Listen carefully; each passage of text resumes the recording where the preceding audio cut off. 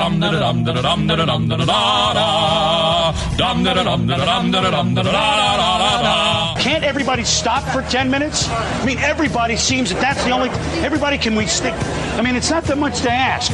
Is that when everybody has to move when I'm trying to concentrate? I mean, it's so rude. I can't believe it. Why does everyone all of a sudden have to move? Had 2 hours to move around. Wait 10 minutes. I'm sorry to explode, my guy, but it's like no one's ever worked before. I actually can't believe what I just saw. Radio guys who don't have time for the facts. I heard a dial tone. And there were 7 people. I mean, we need to use the studio for 15 minutes. Guys are off to a great start, don't you think? Hey, buddy, I'm not paying you to hear your thoughts on life. Well, I have a microphone, and you don't. So you will listen to every word I have to say. I know that you do some terrible, terrible things, and I can prove that you do these terrible things. And sure enough, contained in the package was stuff to prove that I do terrible things. Excuse me, is that your nose or did a bus park on your face? I just love the way you talk. Hail to the king, baby. Don't call me stupid.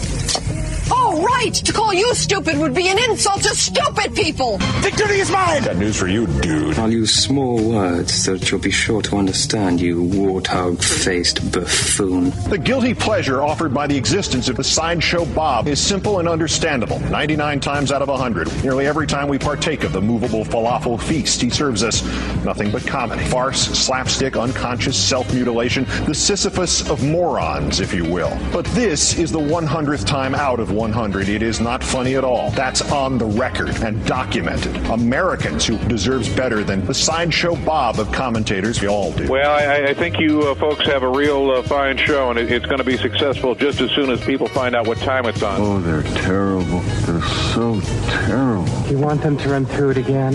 No, let's just move on. We have a lot to do. All right, here we go. Are you ready? Are you ready? Let's get it on. Come on. Do you understand the words that are coming out of my mouth? Terrible. What are you doing to me? You'll miss the opening. This is the most important number in the show. This show's broken, has not even begun yet. Good. This show's unairable. It's the Joel Oriend Show. I can hardly wait. Today's worst person in the world. Joel, I love you, and please behave yourself.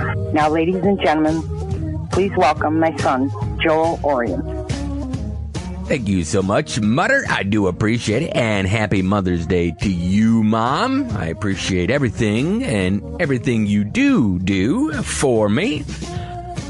I will be calling you tomorrow on your big day. Happy Mother's Day from us to you, to all of those moms out there. I want to say happy Mother's Day, not only to my mom, but my son's mother, and to my wife, who is the greatest stepmom in the history of the world. Without her, I could not have raised such a good son. It was all her doing and his mother's doing. I didn't really have much to do with that. Mothers are, well, they're just the greatest, right? That is the most difficult job in the history of the world. You know what I always say? Mars. Moms all rock seriously. Or Massa. That's right, Massa. Moms are so awesome. They are the greatest creation ever. One part love, one part wild, one part lady, one part child. The greatest creation. I am a big fan of women. If women were a sports team, they would be my favorite team. Seriously. I cannot express enough how much I love women. Matter of fact, I've been told I am too big a fan of women, at least back in my heyday. But anyways, we'll do a little tribute to moms as the show goes on. A tribute to you as we salute you, and couldn't do it without you. I mean, let's be honest. Us men, we couldn't live without you. That is for sure. Let's bring in a Tanner Bug here. I was thinking about this. Your semester must be almost done, right? You're not going to be able to probably get a summer job with this COVID-19 stuff, so I'm going to be able to put you to work on the show. You're going to be able to dedicate more time to the show here coming up soon, right? When does your semester at Corning Community College get over? It is, I believe, next week is when I have, when my last exams and such are due. So I think classes ended this past Friday here on May 8th. But as far as, finals and everything being done, that is the 15th, I believe. Excuse me. All right. So how are you feeling? I mean, are you in a crunch situation where you need to pass these finals to pass the classes, or is this easy breezy and it doesn't really matter? And this is just icing on the cake for you with these finals. I wouldn't say that. I wouldn't go that far. It's not like I could just blow it off and still be fine. But even if that was the case, I would still put my best foot forward and, do as well as I can. So it's not necessarily I can breeze past, but I'm not like screwed if I don't pass. So kind of in the middle, but I'm still going to put my best foot forward regardless. Now what are you? You are now you're not going to you're not graduating this year, correct? That's correct. Okay. Now, what are they doing? Have you heard? I mean, are they having a commencement ceremony there at CCC this year, or are they just skipping it? How are they doing that? Since I'm not graduating this semester, I've never really paid attention to any of that, nor was I ever in the loop. So I'm not entirely sure what's going on. My guess would be is that they're not going to do it. But, I mean, the state is saying, that I believe May 15th coming up here is when quarantine and all will be lifted. So it could be, but as far as I know, I don't think they're going to hold it this year. All right. I mean, I'm surprised because you're in your 6th year there, right? You're on the 6-year program at CCC? Well, I mean, no, but that's kind of how it's turned out thus far. Now, it's only been 2 years. Come on, man. Give me a break. So, all right. Well, that'll be so this one, because I was thinking of this, Tanner. I think we should donate our services. And, because I'm not sure what these high schools are going to be doing either. I'm not sure what Alfred U or Alfred State are doing with their graduations. As you said, maybe it'll be okay. By then, we'll see, I guess, by May 15th, what the decision on that is. But I thought, what a nice idea for these kids, especially in high school, if we gave them, because, I'm trying to increase listenership here. So there's a little ulterior motive. But what if we did a virtual graduation where we would have maybe the principal on or the superintendent on of a school, and then we could read each kid's name of the graduating class, let's say from Hornell or Canisteo, and I could be the keynote speaker. I could give the graduation commencement speech, which I've never been asked to do because I was not the valedictorian or salutatorian in my school. So this would give me an opportunity to speak to the young folks and get, because, you see these presidents and higher up people, well-to-do people giving these graduation commencement speeches at colleges. I'm offering my services to give a commencement speech for a virtual graduation right here on the air, on the show. I'm offering up my services to any school that would like to take me up on that. I just thought it would be, so we could, read the kids' names, and obviously they can't walk across the stage, but it would be a little bit of recognition for them. I feel bad if they're not going to be able to have the graduation ceremony. I mean, that's kind of a cool moment and a cool time. It's kind of good for you, Tanner, that you didn't graduate this year and that you've taken the slow route. So now you're not going to miss your graduation. So that's a good thing, right? Yeah, I suppose. But one thing I'd want to tell you is don't beat yourself up too much. I think you'd make a great commencement speech or a great commencement speaker. I think because, you're a pretty big figure in the areas, and, you always beat yourself up, say that you're Syracuse's most or least influential graduate. Well, you've been waiting for your time to shine, and now it's coming. So I think that would be a great idea. Well, that is very true. Listen, I because I could teach a lot of crucial lessons to be successful. I could tell them all of the trappings and what not to do to be successful. I think I could be the perfect person to do that. Since you're in college and you're much smarter than me, I was looking at some of these questions because I was looking at the Wonderlic scores, and I'll tell you why, because we have a guest coming up here. I was looking at their Wonderlic score. Now, if you don't know, the Wonderlic score is what players take at the NFL Combine. It's a test, okay, and they score you. So this first question is, if Ben is 10 years old and his sister is double his age, when Ben is 16, how old will his sister be? Now, Let's see. That'd be 26, right? Yep, that's what I was thinking, because if she's double his age as it is and he's 10, that means she's going to be 20, so you add 6 years, 26. I think that's the trick part there is I think they want you to think double his age, so when he's 16, you say 32. But I think it's 26. Okay, here's another one. If the first two statements are true, is the final statement true? James bought Thomas a drink. Thomas bought Suzette a drink. Is the third one, the last one, true? James bought Suzette a drink. Yes, no, or uncertain? I'm going to say no on that one. All right. The correct answer in this case would be uncertain. Okay, so you failed that one. Okay, let's see. What about this one? Okay. The words benevolent and magnanimous have blank meanings. Similar, contradictory, or unrelated. Well, it would help if I knew what the meaning of that second word was, but I'm just going to take a shot in the dark and say unrelated. I'll go with that. What high school did you graduate from? Corning Painted Post. All right, making them proud. Okay, so you're making a guess. What was your guess again? Unrelated? Yes, sir.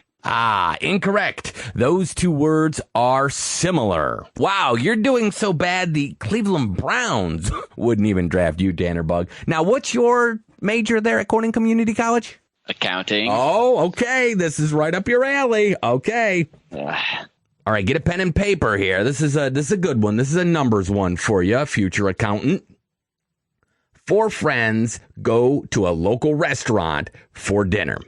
After finishing their meal, they decide to split the check total evenly among the 4 of them. Friend N has a bill of $50. Friend X has a bill of $35. Friend Y had a bill of $20. And friend Z had a bill of $15. How much more money does friend Z have to spend on dinner when the friends split the check evenly than if they paid for their bills individually? Wow. I'm not sure what that has to do with playing football, but there you go. Here's your choices. A, 35, B, 30, C, 25, D, 20, or E, 15. Oh, man. I'm about to get exposed. Mind you, this guy wants to do your taxes. So go ahead. Let me give you the choices here, okay? 35. All right. 30. 25, 20, or 15. So the question is, how much more money does friend Z, the guy that paid 15, have to spend on dinner when the friends split the check evenly than if he paid for their bill individually? So go ahead. I think I got the answer here. All right, go ahead.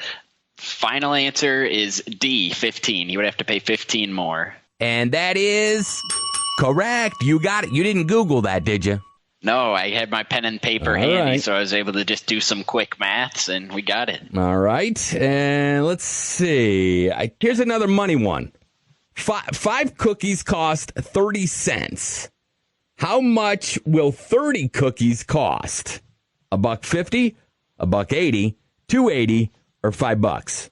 All right. All right. I'm surprised I got the last one, but this one might be the death of me. All right.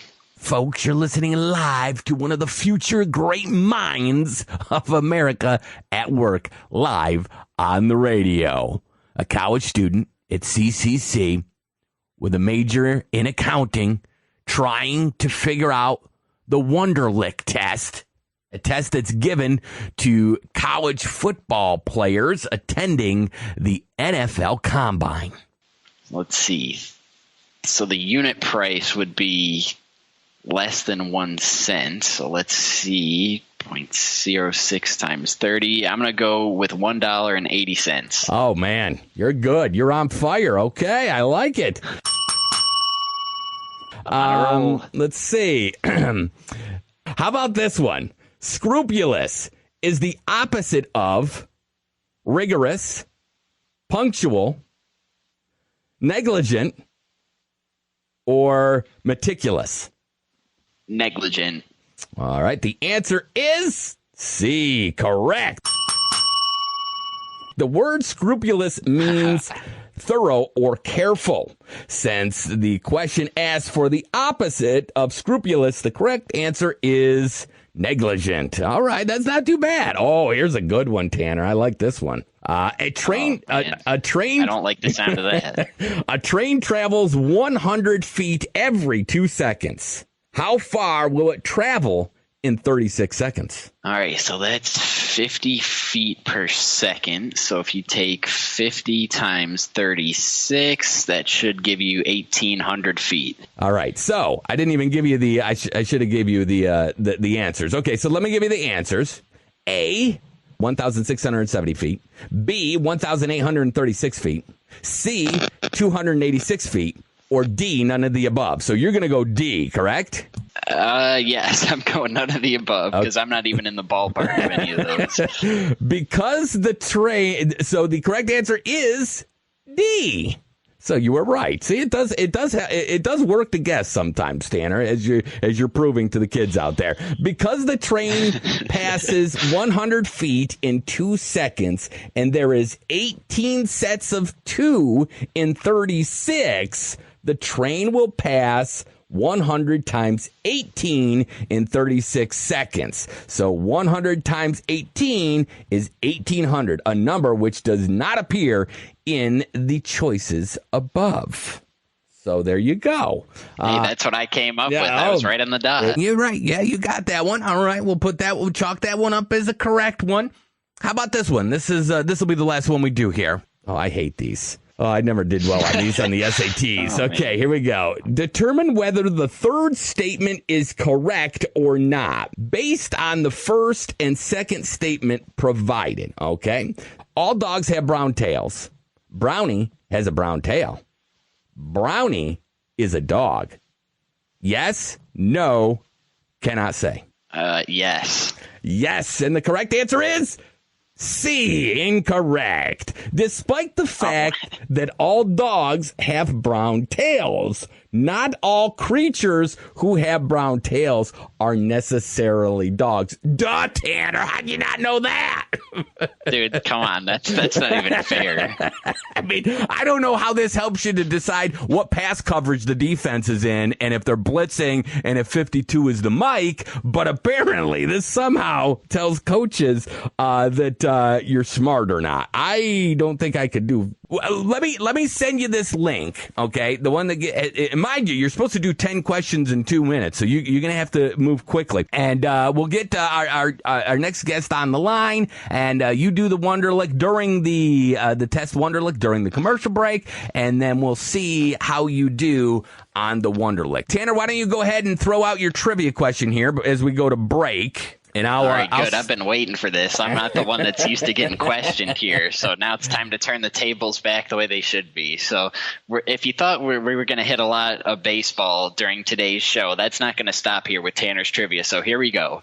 Which Baltimore Orioles manager was ejected from a record 91 games? Now, the choices are Paul Richards, Mike Hargrove, Earl Weaver, or Hank Bauer. All right, coming up on the other side of this, Jared Diamond from the Wall Street Journal. He is a national baseball writer. He also has a book out right now, Swing Kings. Then we're going to have Gronk on. That's right, Gronk from Western New York. Gronk number 3. So we'll talk to Gronk and then Shelley Duncan, former New York Yankee, Cleveland Indian, Tampa Bay Devil Ray. He is now in the front office of the Toronto Blue Jays. We'll talk to him about Major League Baseball, when it might get fired back up, and his team, the Toronto Blue Jays. What are they looking like this year? We'll take a break and be back right after this. Time once again for things you don't want to hear from your mom on Mother's Day. It's amazing how much you look like your father, considering he's not your father. This has been Things You Don't Want to Hear from Your Mom on Mother's Day. With some recent revisions, Our certificate sale is still going on. Save up to 50% off your favorite restaurant or local business. Pay online and we'll ship the certificates to you at no extra charge. Go to www.921theteam.com and click on certificate sale.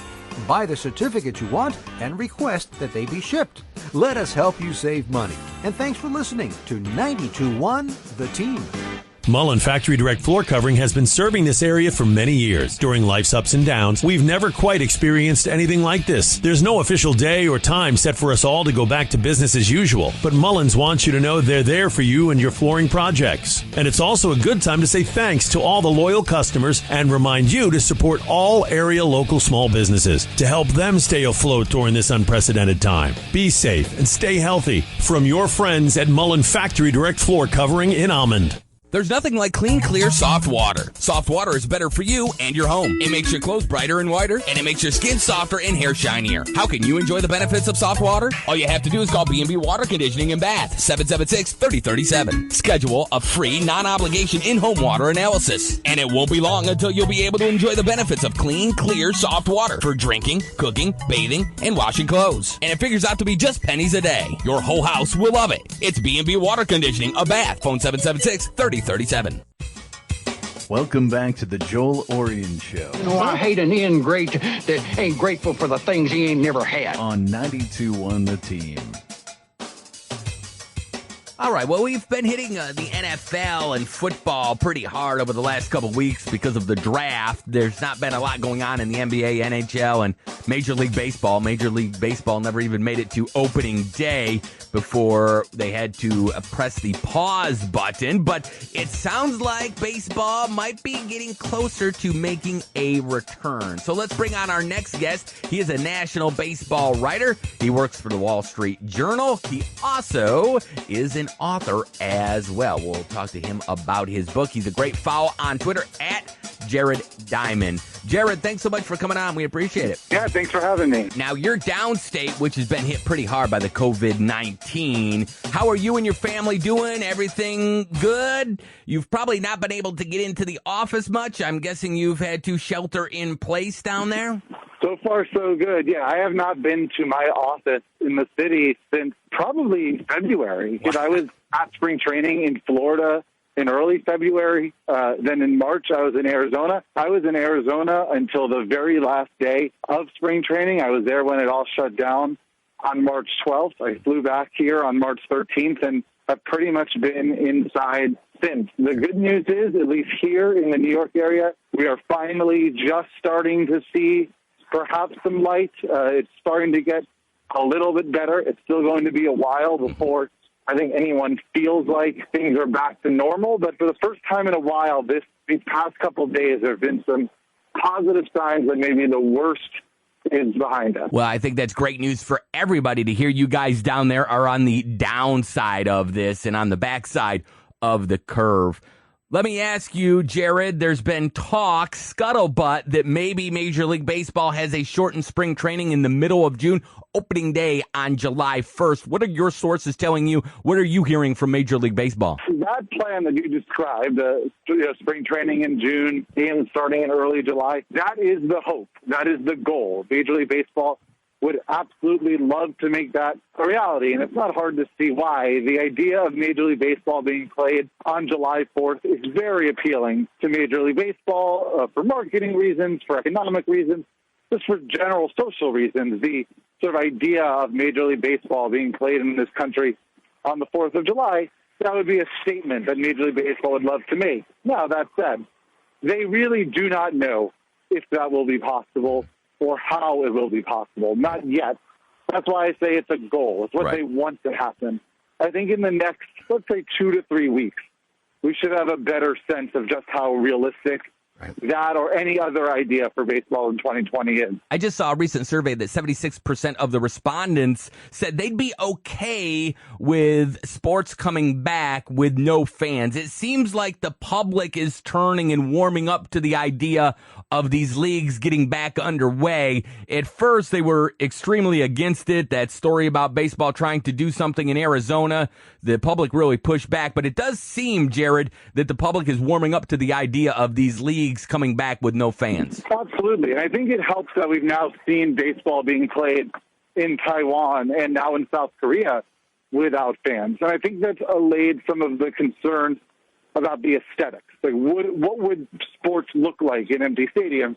Well, it's weird. It's different, no question about it. But we've seen evidence that it can work, that it's something that is worth doing. And I think fans increasingly feel like some sports, even weird sports, is better than no sports at this point. And the reality is there aren't going to be fans in the stadium anytime soon. If you want sports, any sport, anytime soon, you have to accept it's going to be with no fans. Right, absolutely. And I did hear Girardi in that interview with WIP. He said they'll probably have to pipe in crowd noise because he said if we don't, you'll be able to hear the other dugout in the batter circle. You'll be able to hear things that normally you wouldn't. And he said just for the energy of the players, they're probably going to have to pipe in some sort of noise. They've been doing that in Korea. They've been piping in sort of a muzak, sort of white noise hum. They're not piping in cheers exactly, but sort of the sound of sort of people murmuring. Sort of what you would hear if you just turned on a sporting event at any random time in the game. Okay. So sort of people buzzing, sort of low hum underneath. That's what they've been doing. That helps. It makes it feel a little bit more normal. Sure. Yeah, I understand all of Joe Girardi's concerns, but there are a lot of things that players, teams, managers, coaches will have to get used to. It's not going to be normal. There's going to be a lot of issues. Everyone's just going to have to accept it in order for sports to happen at all. On the phone with us, Jared Diamond, national baseball writer for the Wall Street Journal. He's also an author. Swing Kings. Tell me about this book, Jared. Well, Swing Kings, which was supposed to come out to coincide with opening day, unfortunately, opening day has not happened as yet. It is the story of the home run revolution in baseball. We all know that home runs are at an all-time high. Last year set an all-time record, shattered the previous record, which was just set in 2017. And the book explores why that's happened, specifically changes to the swing. And now there's a fire truck behind me. I'm sorry if that is very loud. Sorry about that. Yeah, there's a lot of sirens in the New York area that unfortunately you're still hearing all day and night. Yes. A little bit fewer than we did before, fortunately. But as I was saying, it's the story of how the swing in Major League Baseball has changed, how increasingly players are learning a new version of the swing up, hit the ball in the air, and players that have really changed their careers by changing their swing. Guys like J.D. Martinez, Justin Turner, Josh Donaldson. And I think it's a pretty interesting story about an industry that's in a really fascinating place right now. Jared, why don't you go ahead and let people know where they can grab this book? Because that was the perfect time, right? We're stuck in our house. We're doing a lot of reading and watching TV. Where can people grab this book? Well, it's available anywhere books are sold, which, of course, right now, Amazon is sort of the easiest, most obvious place. But it's not the only place. I've been telling everyone who asks this question, there are a lot of independent bookshops that are currently closed to people coming in, but are still fulfilling orders online that could really use your help, like so many small businesses right now. So places like bookshop.org and indiebound.com are great resources to find local bookstores that are still open and fulfilling orders. We've talked a little bit about your book here just now, and also the fact that you currently work for the Wall Street Journal. And I was just curious, since we've talked a lot of baseball already here in this interview, I wanted to shift a little more to you personally. How did you get that gig at the Wall Street Journal, and how did you get to where you're at today? Yeah, that's a great question. I've been very fortunate to have been at the Wall Street Journal for the last 9 years. It's the only job I've ever had, which is really amazing. I knew this is what I wanted to do for a long time. Really, ever since I was a teenager, my goal was to cover baseball, cover sports, and I sort of committed to myself to it very early on. I was the sports editor of my high school paper. I was ultimately had the opportunity to be the sports editor of my college paper at Syracuse, the Daily Oriend, which is where I learned like 90% of what I know about journalism. I learned from my 4 years at the Daily Oriend, and I was really fortunate to sort of be in the right place at the right time when Wall Street Journal sports was still new, just kind of getting off the ground. We just recently celebrated our 10th anniversary as a section at the Wall Street Journal, and I was able to sort of get in on the ground floor, and it's been amazing to see how our little little nothing section has grown into a real powerhouse. Jared, there's obviously been talk as the years have gone on. NFL has become king, and that baseball is America's game. It's slipped a little bit. The younger generation doesn't seem to be as into it. Now I'm a Red Sox fan, and as I get older, I find I can't quite hang in there for an entire baseball game. I'll pop in maybe in the 6th or 7th, especially a 4-hour Red Sox Yankee game that just seems to slow down because it's that big rivalry and it's the AL East and the games are important. They get a little slow. They've sped it up a little bit. I still would like to see a few other things. They've talked about the pitch clock and stuff like that. Are you a traditionalist and you want to leave the game alone, or is there any things, if you were commissioner or the advisor to the commissioner, you would implement? Well, I don't think there's any question that the games are too long right now. The average time of game last year was approaching 3 hours and 10 minutes. And I just really don't believe they have to be that long. In fact, we see in other countries like Japan and Korea, the games are significantly shorter. They move faster.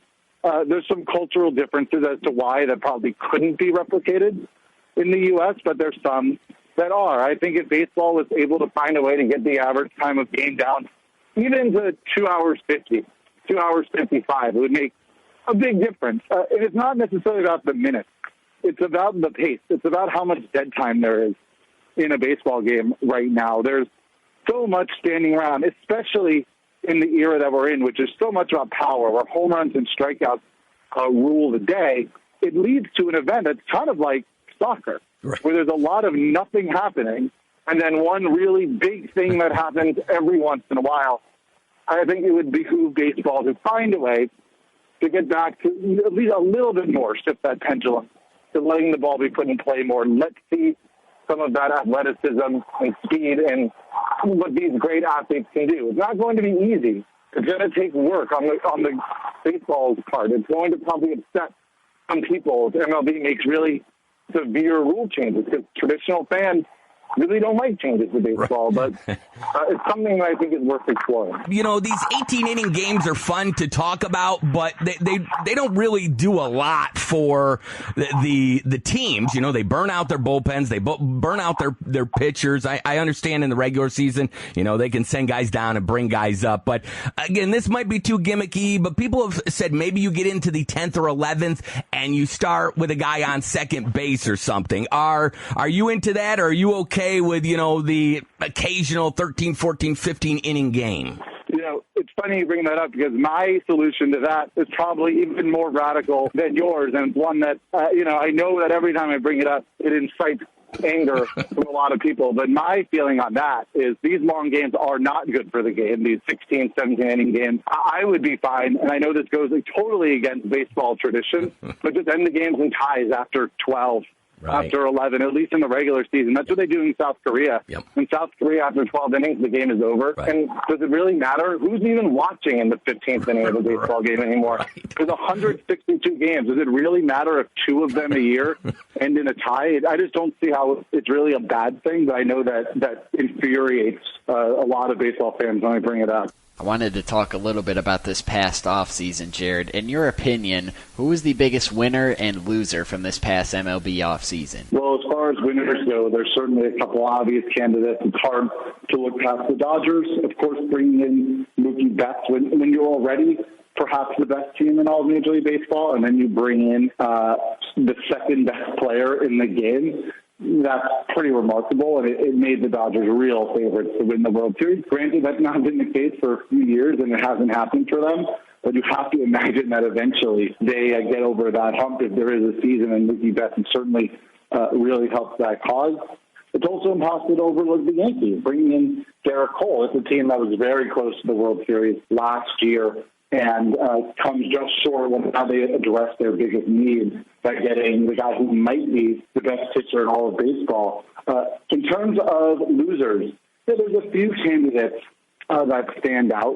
The Angels are an interesting team to me because they had really made a push to sign a guy like Garrett Cole. All those big pitchers the Angels wanted, they ended up whiffing on all of them. They do bring in Anthony Rendon, who makes their team much, much better. However, their starting pitching is still a real question mark in spite of that great lineup they had. So that, I think, was really disappointing. Doesn't mean they're not sort of a contender still, but I know that there's a lot of Angels fans that aren't happy with the fact that with all of those great pitchers on the market this year, Steven Strasburg, Garrett Cole, Hyun-Jun Ryu, so many others, that they didn't get any of them. Jack McDowell was on a radio station down in North Carolina, and he said when he was playing for the Chicago White Sox, La Russa was just going out and he was just coming in, and he talked about having cameras in the stadium and you could operate it and control it from the manager's office. And he said this sign stealing stuff is nothing new. It's just maybe gotten a little more sophisticated, and now it's kind of come to the forefront because people have been caught. So, obviously the Astros have been penalized. The Red Sox tried to do the proactive thing, do their own investigation, get rid of Alex Cora. I know some people kind of have felt like Major League Baseball has let the Red Sox off easy or have kind of fallen off this investigation. Your thoughts on the sign stealing? Is it done? Did they do enough thorough work in this? I think the Red Sox versus the Astros, how those two things were handled, is very revealing about the entire situation. Like you mentioned, this has been going on for a long time. Illegal sign stealing is not new. There's evidence that teams were trying to illegally steal signs with technology all the way back in like the 19-teens. This is not a new concept. And clearly based on the fact that the Red Sox were only punished sort of minorly, what that tells you is that there's sort of an accepted level of cheating in baseball, right? There's sort of this, you're allowed to kind of go up to the line and maybe you can kind of cross the line a little bit and everybody will kind of accept it and look the other way. With the Astros, however, that's not what they did. They didn't just cross the line. They erased the line, sort of walked over to the next county and drew a new line and said, this is now what we're going to do. So I just think there is a distinction between sort of a little bit of cheating and a lot of cheating. I know there's some people that say all cheating is wrong, and they're right in a way, but the reality is cheating in baseball and sports has been going on forever. Everyone just kind of accepts that teams are going to try to use the rules to their advantage as much as possible, and the Astros clearly went so far and beyond any sort of acceptable level of rule fudging that they got hammered. On the phone with us, Jared Diamond, national baseball writer. Jared, I don't know if you are a voter for the Hall yet or not. If you are, or when you will be, these steroid guys are starting to come up for the Hall.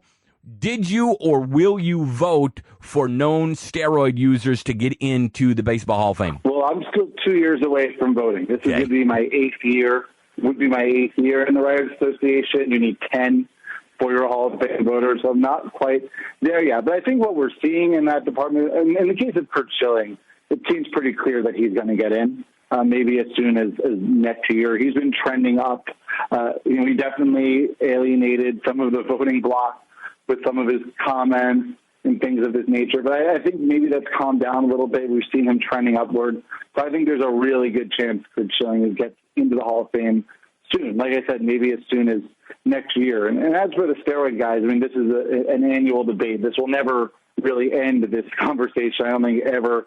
I think one thing we've seen very clearly at this point is that in the case of Barry Bonds and Roger Clemens, it's not going to happen. They're not getting in, at least through the writers. They're never going to climb enough to get to 75%. They may continue to sort of creep up a percentage point or two every year, but it's sort of too late, I think. People's positions on them are so sort of entrenched.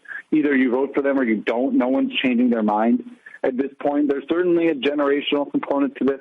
Younger people who grew up with these steroid players, or this was our childhood, I think feel a little different about it than people that are a little bit older that were fans of baseball before steroids. So we'll see. I think my feeling about it is there's no possible way there aren't already steroid use names. There's just no question in my mind that there are. I'm not naming anyone in particular because I'm not saying I know of someone that's in the Hall of Fame. It stretches credibility to say that there aren't guys already that in the Hall of Fame that use PEDs because it was so prevalent during that time. So to me, that makes it a little bit trickier to keep those guys out. I also draw a real distinction at 2005. 2005, of course, when baseball started testing players for PEDs, started suspending players for PEDs. I do think there's a difference between players that were doing it at a time when clearly Major League Baseball essentially was allowing it, or at least not policing it, versus when MLB really did crack down on it and then taking PEDs with a real violation of the rules. I have to ask you a financial question since you work at the Wall Street Journal. Let's say they do get going, I guess, here July 1st. How does that work for season ticket holders? Do they get a refund, or are they going to have to pay the full load of being a season ticket holder for these ML baseball teams? So teams across the league in the last week to 10 days have put out updated policies about how they're handling tickets. Every team is handling it slightly differently. Every team sort of has their own sets of rules and regulations. But essentially, for just about every team, you are able to request a refund. As you can imagine, these teams don't exactly like giving back money that they already have, so it might involve a couple of phone calls. But teams are doing it. They're also offering credits for next year's tickets if you're a season ticket holder. What a lot of teams are doing is saying if you accept a credit, we will deduct money from next year's season tickets. We'll give you 10% credit or 5% credit off the next year. But at this point, every single team is also issuing refunds if you call or email them, at least for the games that are supposed to be played in April and May, and we'll see what happens beyond that. Listen, Jared, thanks so much. We appreciate it. Be well, stay healthy, and maybe once the season gets underway, we'll have you back on. Hello?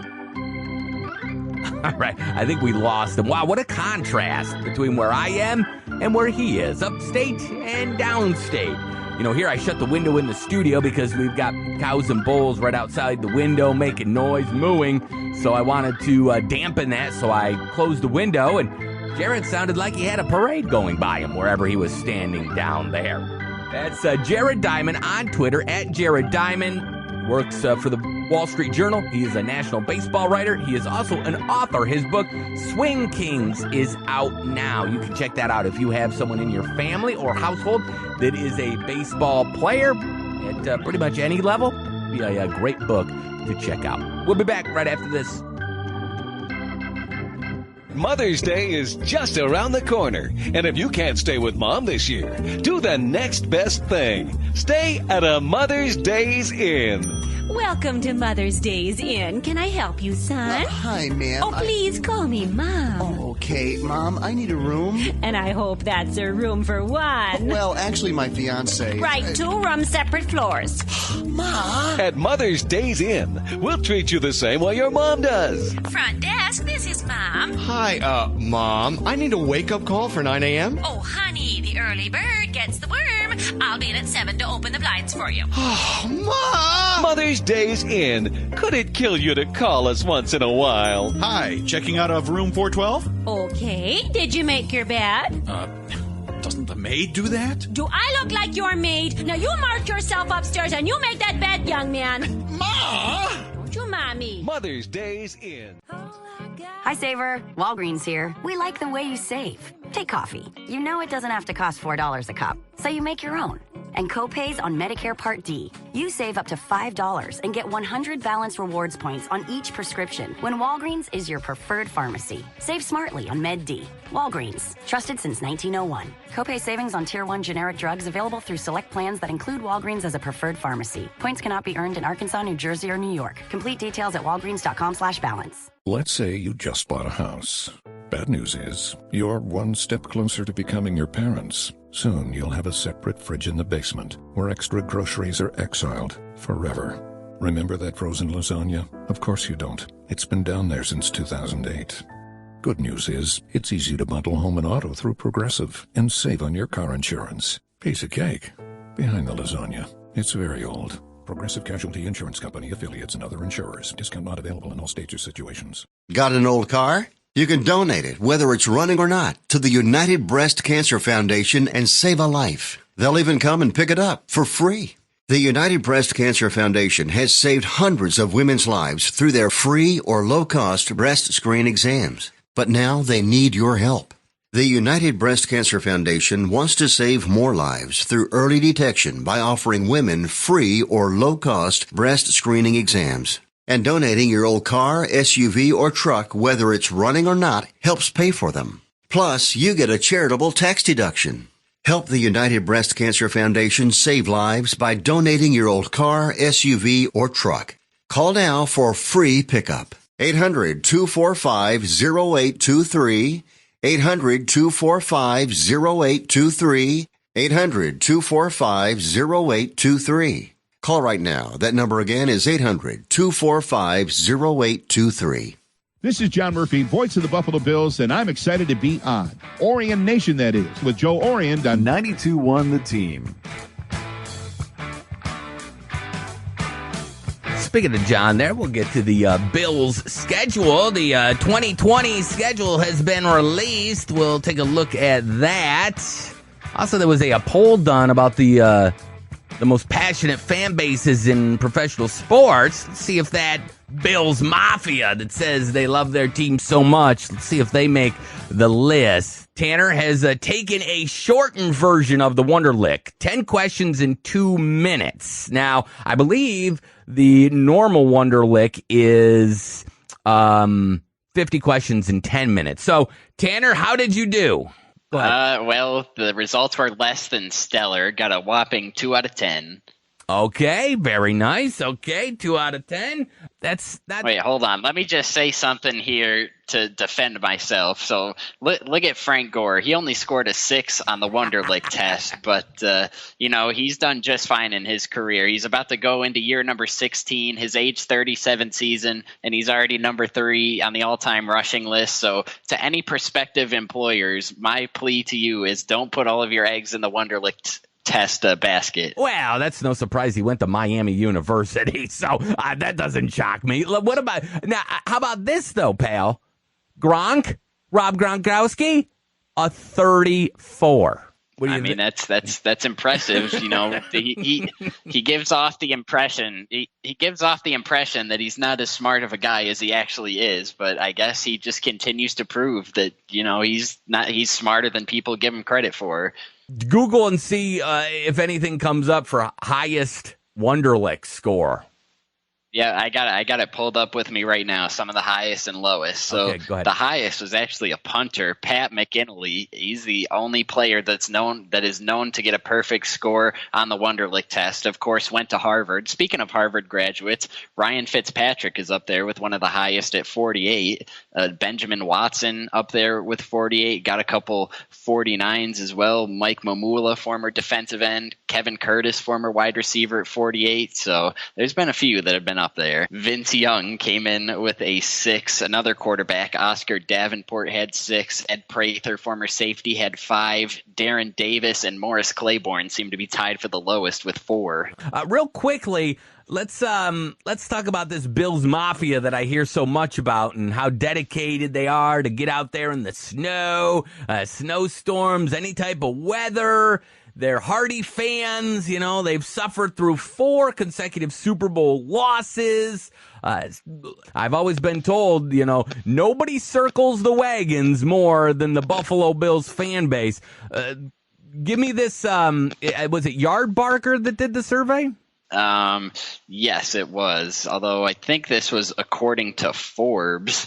Yeah, this was Forbes rankings. They just wrote an article about it. So this is according to Forbes, their most passionate fan bases as they see it. So number 1, the Green Bay Packers. Number 2, the New England Patriots. Now, if this was maybe most annoying fan bases in the league, I think New England would be I think that's a good spot for New England at number 2, but this is most passionate. So number 3, New Orleans Saints. I'm fine with that. You got the Pittsburgh Steelers at 4, Philadelphia Eagles at 5, Seahawks at 6, first NBA team, the Golden State Warriors at number 7, number 8, the Oklahoma City Thunder, number 9, the Pittsburgh Penguins, and number 10, the Boston Red Sox. Wow. You guys are getting beat out by Oklahoma City? I mean, come on. How did they judge this? Not that I don't see anything that says how they came up with this. I guess this is just, whoever the writer was of the article, this was their own opinion. I'm not sure how they came up with that, but to not have the Bills on there, that's a bit of a stretch. I can't get behind that. But in defense of the Oklahoma City Thunder, I am a Thunder fan. That was the team that got me into basketball. I started watching during the 2016 Eastern Conference semis when they beat the Spurs, and then of course they went to blow the 3-1 lead against the Golden State Warriors in the Western Conference Finals. But you have to be pretty passionate to follow that team because they have been through some heartbreak in recent years. Obviously, they lost Kevin Durant to the Golden State Warriors, and then Russell Westbrook went on to average the triple-double, so they go out and get him Paul George and Carmelo Anthony to try to make a run at the championship. Melo doesn't really work out. They trade him, so then it's Russ and Paul George. That doesn't work out. Then this past offseason, both of them get traded to respective teams, Russ to the Rockets, PG to the Clippers, so they've been through a lot, and that makes sense to me. You might look and say, oh, Oklahoma City, small market, but, they have seen some incredible talent leave that city. So you have to be pretty passionate, I think, to be a fan of the Thunder through all the ups and downs. Oh, and you forget that they haven't been in existence even that long. Golden State wasn't relevant until about 5 years ago. I mean, before that, you had to go back to Timmy Hardaway, Chris Mullins, Mitch Richmond, when Don Nelson was coaching them in the 80s when they were relevant the last time. So that's a little bit of a Johnny-come-lately. And the Patriots, I don't really believe that. I mean, the Patriots fans are passionate when it comes to like January and February, but Patriot fans have a total blasé kind of attitude through the whole regular season. I mean, when you're going to 9 Super Bowls in the last 20 years and winning 6 of them, week 2 isn't that exciting for, New England Patriots fans. It's kind of like more of just like a social thing to go to the game than anything until, again, it gets down to the playoffs and crunch time. But very interesting. Bills did not make that one, so you guys have work cut out for yourselves here to try to get on that list. Speaking of the Bills, the schedule has come out, Tanner. Run down the games, who they're playing, who they're playing and where, and then give me a win or loss in your opinion, just kind of off the top of your head. Yep, so the regular season starts out week 1 at home against the Jets. I'm going to give that one a W because, look at week 1 against the Jets last year. Imagine getting 4 first-half turnovers in your own building and still losing the game, but the Jets did that, so I'm going to give the Bills a W there. Week 2 at Miami, I'll give them a W for that one because I don't think Ryan Fitzpatrick's going to come in there and blow us right out, and I don't think Tua will be starting at that point. Then we have the Rams at home week 3. I'm going to give that one a W because the Rams aren't the Rams of old. They ever since they lost Todd Gurley, Brandon Cook, so I'm giving them a W. Week 4 at Las Vegas, the Raiders, I'll give them a W there as well, so that's 4-0. Then at Tennessee, we beat them at Tennessee last year, so I'll give them a W for week 5. First L, going to give them against Kansas City on Thursday Night Football. Then after that, they will be at the New York Jets.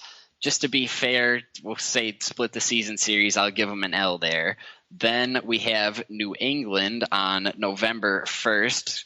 They come to Buffalo. I'll give the Bills a W there. Then after that, you got the Seattle Seahawks coming to town. I'll give Buffalo another L for that one. Then at Arizona on Sunday, November the 15th. That one's a 4 o'clock game. I'll give them an L there. I think Arizona's going to be must-see TV this year and certainly going to be a tough test with Kyler Murray now with DeAndre Hopkins at his disposal. After that, LA Chargers come to town.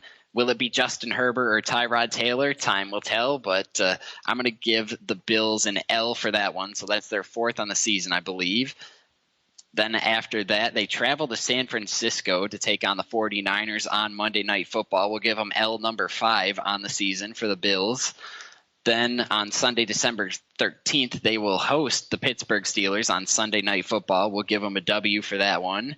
Then December 19th or 20th at the Denver Broncos. Without, having seen much of Drew Lock yet and not knowing really if he's the answer, I'll give Buffalo the W for now. Monday, December 28th at New England. We'll give them a W there. And then week 17 to round out the season, they will host the Miami Dolphins. And again, I'll give them a W there. So that's an 11-5 record for the Bills, which they went 10-6 last year. Granted, their schedule was easy, but a little bit tougher this year. But I think they'll be able to maintain and add an extra win this year.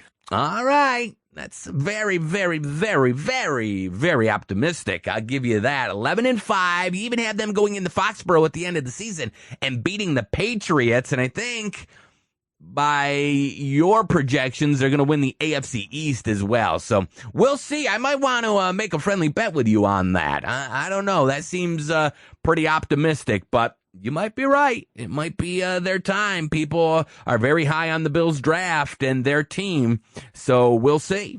Tanner, before we take a break here, go ahead and ask that trivia question one more time. Which Baltimore Orioles manager was ejected from a record 91 games? Paul Richards, Mike Hargrove, Earl Weaver, or Hank Bauer? I think I have a good idea of the answer to this one. Let's take a break. We'll come back. As we go to break, let's play another tribute to all the moms out there. And I'm sure there's some mothers out there that can certainly relate to this song. I'm sure my mother can, with me and my older sister and my little brother. It's the thought that counts.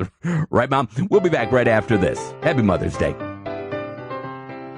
Every day you keep me safe and warm and loved and fed. But today's your special day, it was my turn instead. So I got up at 5 a.m., I've been working hard since then. Some things I didn't get quite right, next year I'll try again. Just for you I did my best to cut my own hair. Some places came out pretty good and some are kind of bare. I washed all your nicest clothes, but the washer wasn't free. So I used the dishwasher, pretty smart of me. Remember, no one's perfect, every kid has faults. Remember, it's the thought that counts more than the results. My heart was in the right place even though I did it wrong. It was all to say on Mother's Day, my love for you is strong. I vacuumed really quietly, I didn't use the power. I cleaned your dirty iPad screen, I held it in the shower. I painted all the ceilings, it was easy with the mop.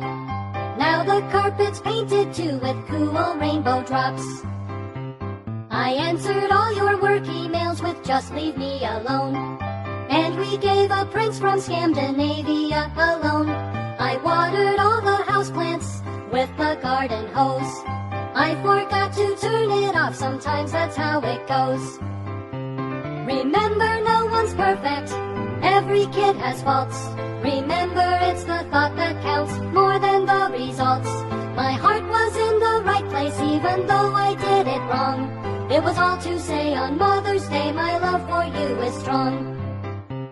Your car shiny inside and out with lots of olive oil. Who knew that oatmeal splatters up so high and far on boil? I tried to make you orange juice, but I spilled it on the floor. I tried to fry you bacon, we don't have a stove no more. Since you can't really cook this week, I called the pizza place. I emptied out the fridge and freezer so there's enough space. They should be here anytime, 2 dozen pizza pies. I paid with your credit card, I hope that you're surprised. Remember, no one's perfect, every kid has faults. Remember, it's the thought that counts more than the results. My heart was in the right place even though I did it wrong. It was all to say on Mother's Day, my love for you is strong. My heart was in the right place even though I did it wrong. It was all to say on Mother's Day, my love for you is strong. It was all to say on Mother's Day, my love for you is strong. Are you stuck in the house cleaning? Well, a local toy collector is paying cash for your attic treasures. He's paying cash for all 80s and 90s toys and video games. Ghostbusters, He-Man, Mask, Transformers, Beetlejuice, She-Ra, Nintendo, Sega, and more. He's also paying cash for VHS horror movies. Top prices paid. For more information, call 607-621-8129. That's 621-8129. You're home. You're a diabetic. You need supplies, but you don't want to visit the pharmacy. What do? Call US Med for home delivery of your supplies. If you have diabetes and you're worried about going to a crowded pharmacy, pick up the phone in the safety and comfort of your home and let US Med deliver them to you with free shipping. And now if you test your blood sugar 4 more times a day and inject insulin 3 or more times a day, you may qualify to get a new continuous glucose monitor at little or no cost, which may eliminate the pain of pricking your fingers and helps you make smarter diabetes decisions. Plus, we'll send you a 90-day supply and bill your insurance company for you. Get some peace of mind. Call US Med today. 800-659-7805. 800-659-7805. That's 800-659-7805. 92.1 The Team. WCKR Cornell.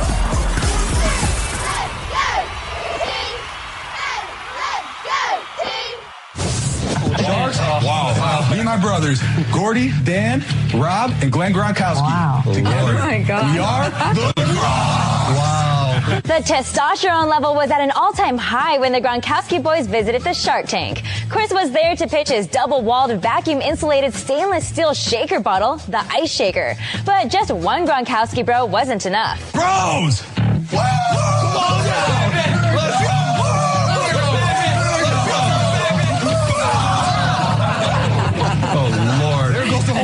And wherever the Gronk boys go, the party is sure to follow. So what better way to pitch your product than a good old-fashioned game of flip cup?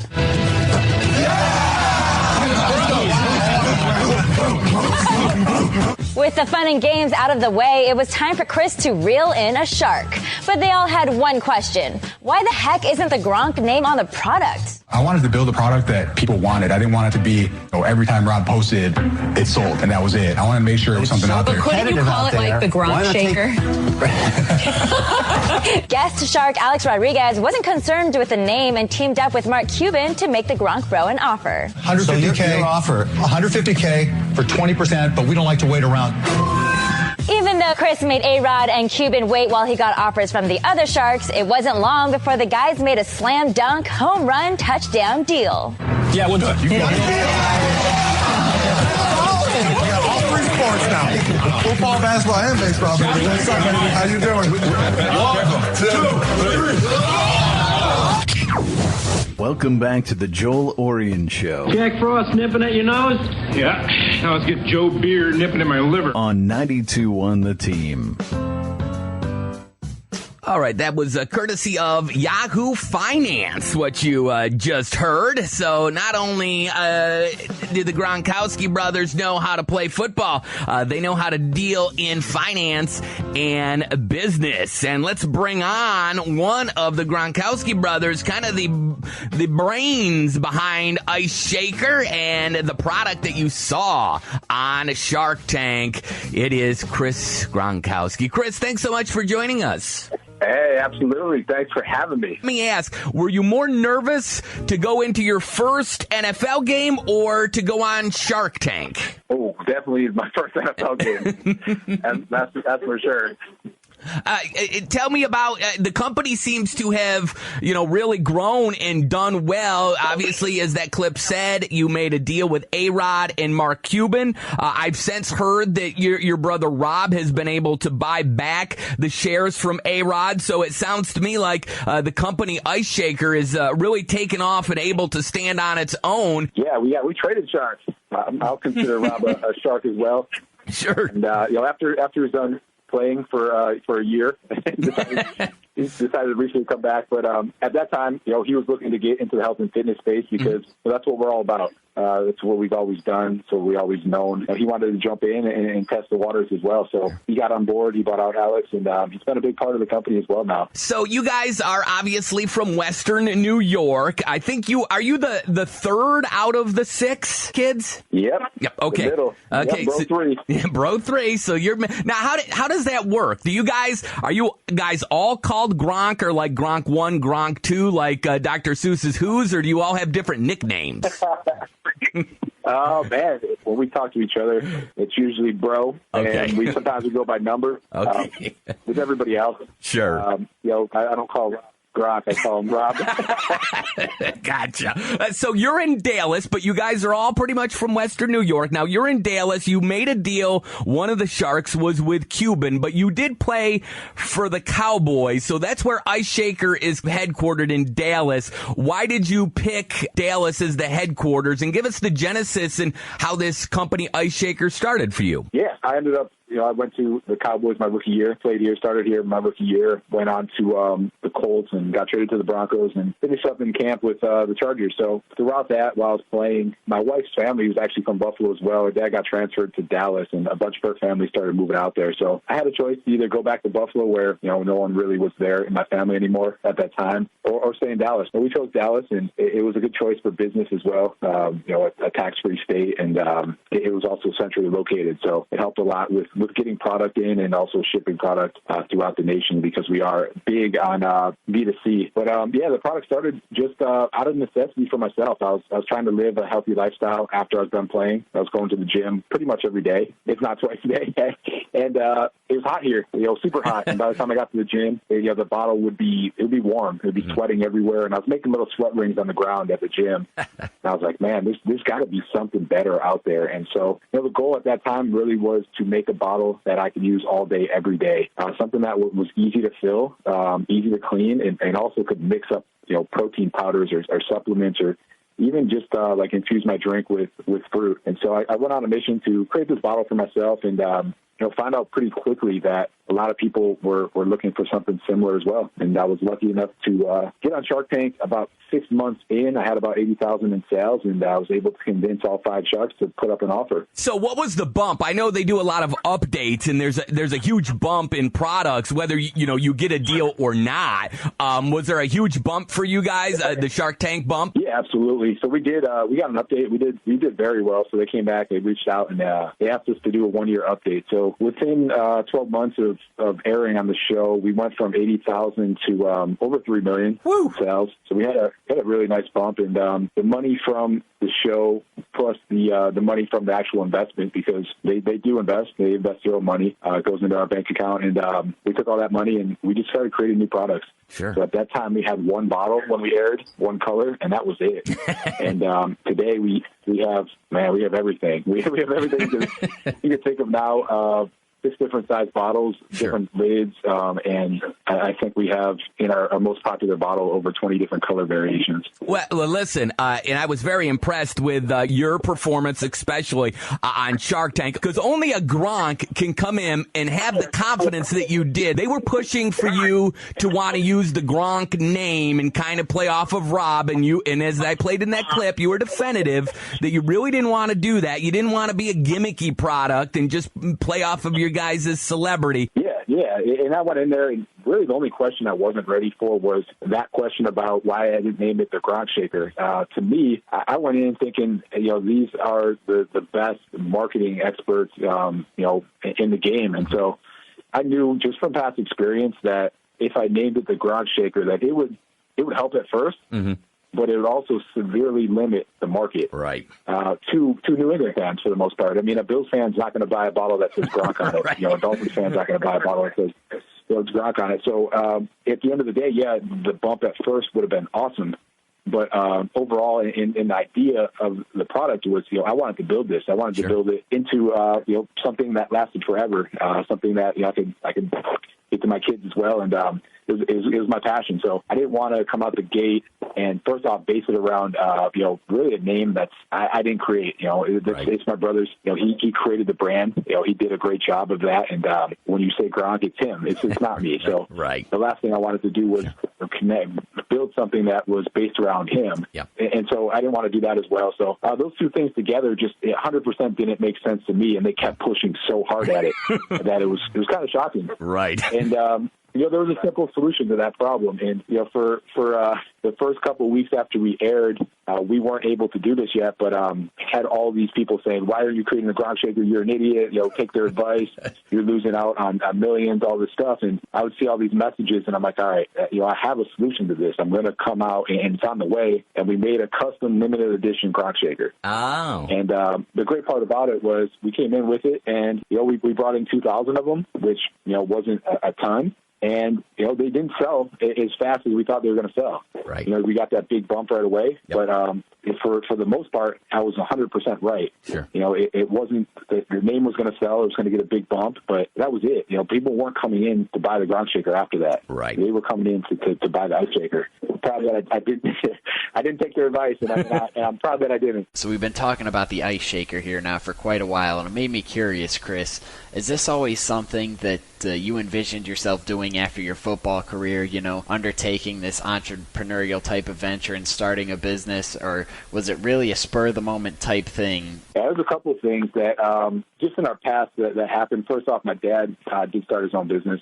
We watched him grow that from one little store in Buffalo, New York to over 15 retail stores, and he's now the third largest distributor of fitness equipment in the U.S., and it's called G&G Fitness. So we did have it in our blood. Did get to watch my dad do it and grow up watching him build something from nothing. So that was pretty cool. But for me, it was actually the second thing that I was doing. My wife had started a business. It was called Everything Decorated, and it really came about because I went to 3 different teams in 3 years, and she got 3 different jobs. And by the 4th team, she was like, I am not finding another job. I'm going to find a way to work from home. So she started her own business, and it was personalization.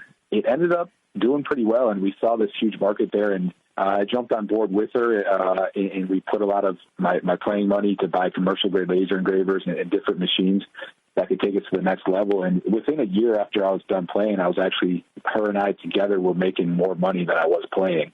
So it was a pretty cool transition, and the cool part was that it was doing so well, but it was her passion. We still have it today. It's still growing today. It does really well. For me, I put 5 years into that business, and I grew it and really scaled it, and we still have it, and I still help out, but it wasn't my passion. So when I came across the idea for Ice Shaker, that was really my passion, and that's why I went for it.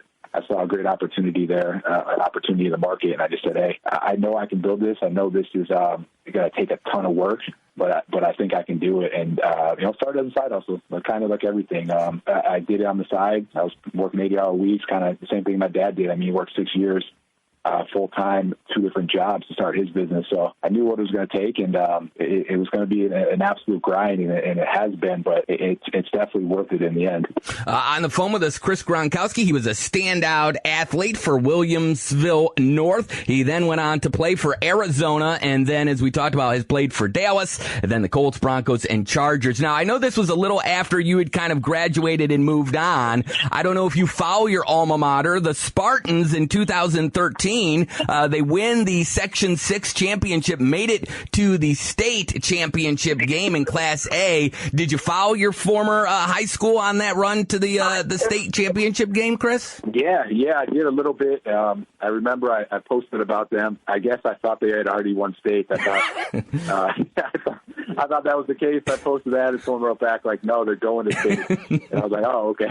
But I was so excited to just see them and hear about them doing so well. Sure. That I guess I didn't really read all the details that well. But yeah, absolutely. I mean, I still talk to my coaches. Yep. I was texting one of my coaches, Coach Luters, yesterday, and it was funny because we did a podcast last week with Rob, and Rob, we released it on Monday, and in that podcast, he was talking about how our coach texted him after WWE and said, hey, man, I'm so proud that, he didn't say I'm so proud that I coached a Super Bowl winning football player. He said, I'm so proud that I coached the 24/7 champion. It's one of the highlights of my life. So just hilarious, just to get a text from our high school coach, and we do still send messages back and forth together. Well, where can people grab this Ice Shaker? I know it's on your website, right? IceShaker.com. Can they get it at other locations or right on the website? Normally, you can get it at other locations, but right now most of the stores are closed. We sell in every Lifetime Fitness. We sell in every vitamin shop. We sell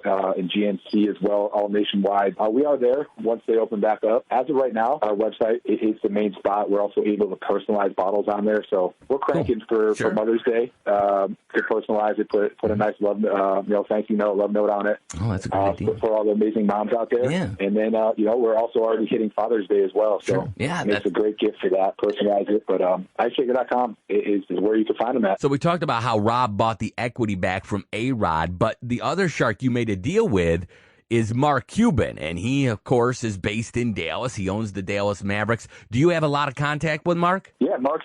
So what's awesome about Mark is he's built out a team. I mean, he's been doing it for over 10 years now. With that, he has over 100 different companies from Shark Tank alone. He does invest in some other ones as well. So he's created what is called Mark Cuban Companies. Really, all it is a company that's there to help us. So I have my own advisor, and so anytime I need help or I want to ask questions, or if I need a connection, I can call him and call the advisor and just say, hey, I really need help in this. Hey, I really, can you check out this contract? Anything like that, they're there to help with. So it's been huge. And also just connections. When you have over 100 different companies in your portfolio, it's super easy for me to say, hey, what are other companies doing right now that are successful? And we're all willing to share that information among each other. And no one's competing. Everyone's there. He's not going to invest in two competing companies. So we're all there to help each other. And some of these companies are in very similar demographics as us. We have companies like Nuts and More, which is a high protein peanut spread. A company called Mush, which is an overnight oatmeal, which is just super healthy, geared towards the CrossFit crowd. And I'm able to get on calls with these companies and just say, hey, what's working for you guys right now? And how can we collab together? What can we do together?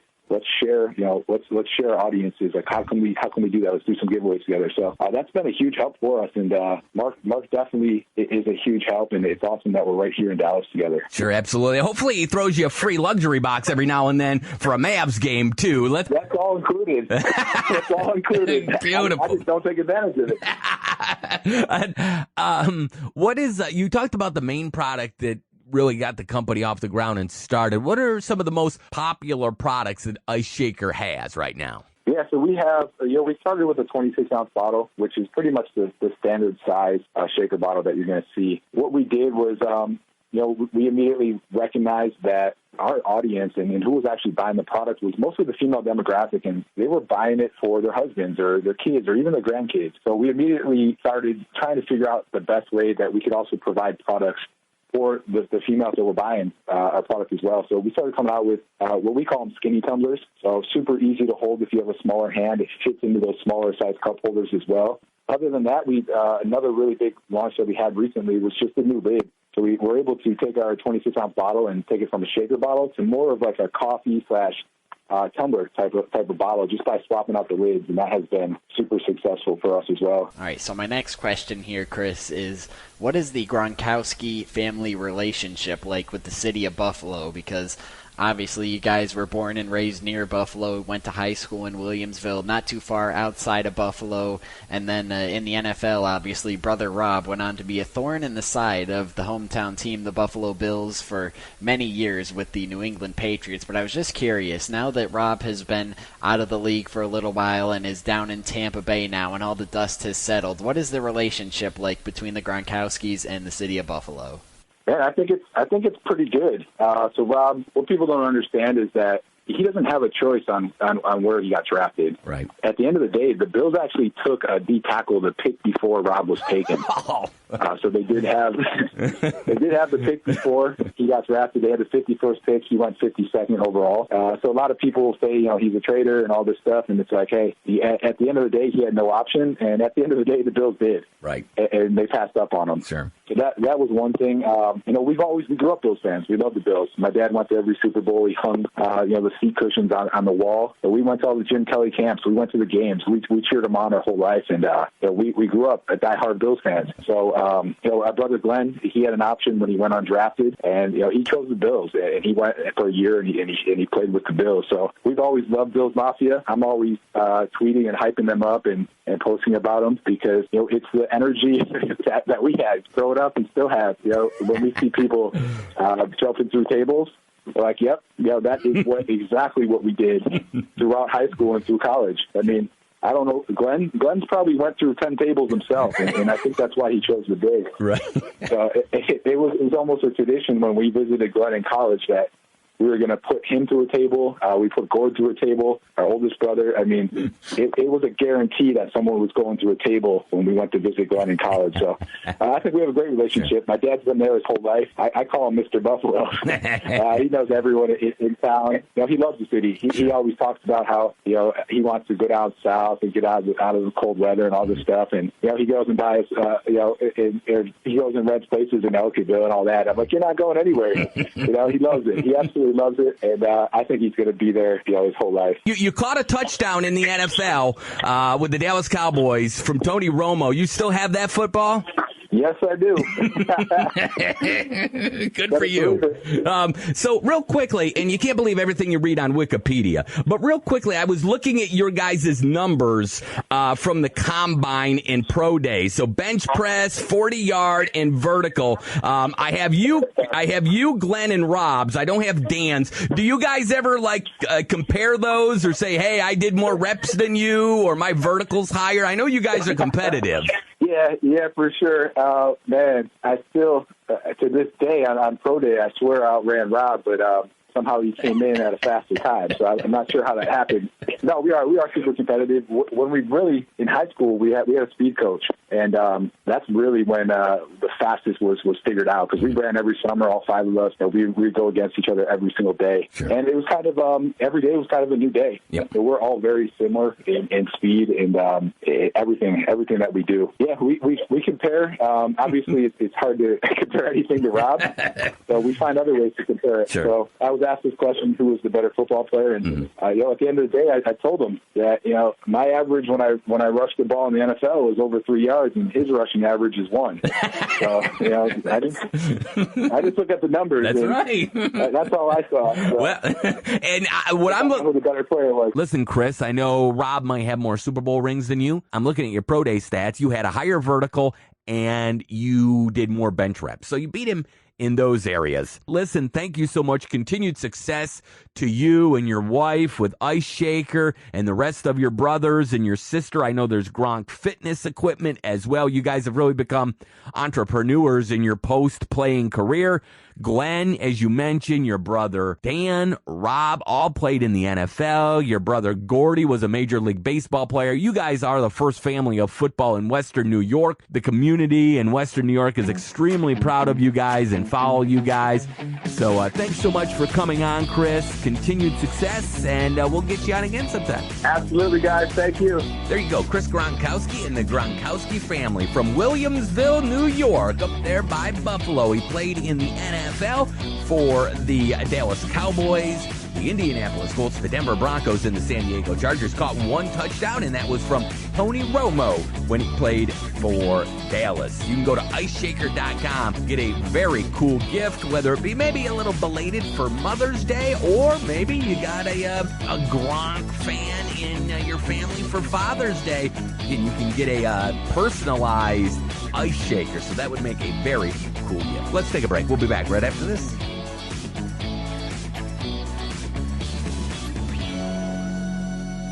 Time once again for things you don't want to hear from your mom on Mother's Day. Since I drove you to Little League, it's only fair that you drive me to Chippendales. This has been things you don't want to hear from your mom on Mother's Day. Maple City Savings wants the Hornell area to know they are here to assist you with your banking needs even in these uncertain times. Their ATMs are available 24/7 for withdrawals and deposits. Their drive-ups remain open for deposits, withdrawals, and loan payments during normal hours. Over the phone, they can assist with any issues related to purchases, online transactions, loan payment transfers, and debit card processing questions. Phone 607-324-1822. With online banking at MapleCitySavings.com, they offer commercial ACH transfers, bill pay, e-statements, mobile and merchant deposits, and so much more. They even offer online deposit account openings for existing and new customers. Also online, you'll be able to complete a mortgage application or request a pre-qualification so you can shop for your new home. They've been serving the local community since 1906 and are here to stay. Maple City Savings Bank, FDIC insured and an equal housing lender. Sometimes a mask can hide your identity. Other times, it can show exactly who you are. To the ones who step up without hesitation, who search for solutions in an uncertain time, who keep showing up to keep us standing strong. To everyone at You Are Medicine, thank you for being exactly who you are meant to be. Show your support at #YouAreHeroes. There's a high drive, deep left, Davis back. He's out of room, it's out of here. And Shelley Duncan gets the Indians 2 runs back rather quickly with one big swing of the bat. There's a drive, deep left field, and gone to Souvenir City for Shelley Duncan. He hit it into the souvenir stand. And the Indians take a 2-1 lead. That really is Souvenir City. That was absolutely mashed by Shelley Duncan. And he's driven in both runs for the Tribe tonight. That's just being aware of the Duncan drives another one. Deep left field. Abreu looking up. It's gone. Duncan with his second home run of the night. 4-1 Indians. It's a 2-run blast for Shelley, who's driven in all 4 runs for the Indians here tonight. Loop toward right. Coming hard is Hunter. Will he get there? No, he won't. Coming around third to score is Brantley. And the Indians come right back and tie the game with a 2-out RBI hit from Shelley Duncan. That's going to end up further down than that. Good chance you're going to pound it right into the ground. And a high shot deep to left. That ball's going to go. Home run. Now with Luke Scott going on the disabled list, that's why the call was made to Shelley Duncan, because of that threat right there. Hitting the ball out of the ballpark. None bigger than that. And a little turnaround here in game 2. Getting into that Oriole bullpen and making them pay. It's a curveball as good as you've seen it. Duncan just crushes one to left, and we have a tie game. And there's a pitch by Tillman, driven deep by Duncan, and that's got carry, and we'll get out of here. Shelley Duncan hits a home run. 2 solo homers for the Rays tonight, and they lead 2-0. I know what you're thinking, punk. Welcome back to the Joel Oriend Show. You're thinking, did he fire 6 shots or only 5? Now, to tell you the truth, I forgot myself and all this excitement. You gotta ask yourself a question. Do I feel lucky? Well, do you, punk? On 92.1 The Team. Alrighty, let's bring in our next guest. I am excited. He comes from a great baseball family. His father was a player, then a longtime manager in the bigs. His brother played as well. He was in the majors for 7 seasons with the New York Yankees, the Cleveland Indians, and the Tampa Bay Rays, and he's now moved into the front office and is doing well. It's Shelley Duncan. Shelley, thanks so much for coming on. Thank you for having me on. It's a pleasure. Now, Shelley, I was trying to locate the Sterling home run call. As you know, he gives guys nicknames, and that's almost a badge of honor. Did you ever hear his call, or do you know what his nickname or home run call for you was? No, I don't remember it. I guess I had some little superstitious thing where I tried my hardest not to listen or watch any replays or anything like that. But yeah, the few home runs I hit in New York, man, those are memories for me. And I'm not as good as him, but I'll reenact it for you, and I'll let you know what it is. Here it goes. It goes. And Duncan with the swing. It is high. It is far. It is gone. Shelley Duncan, 2-run homer. The Yankees run on Duncan. That was his line for you. So I thought it was one of his better ones. He's had some cheesy ones, but I thought that was good. Yeah, that was good. Let's talk about your career. You played with the New York Yankees, then the Cleveland Indians, and then you finished up with the Tampa Bay Rays. You were actually on the New York Yankees' last championship World Series team in 2009. Talk to me about that. Yes, spent most of the year in the minor leagues. Had a great year there in AAA, but there's some great dudes on that Yankees team. So I had to wait till September to get called up. So when I got called up September, I was part of that group and a part of that run. And man, when they brought over CC, AJ, Swisher, Teixeira, it seemed like they filled all the holes that they really needed.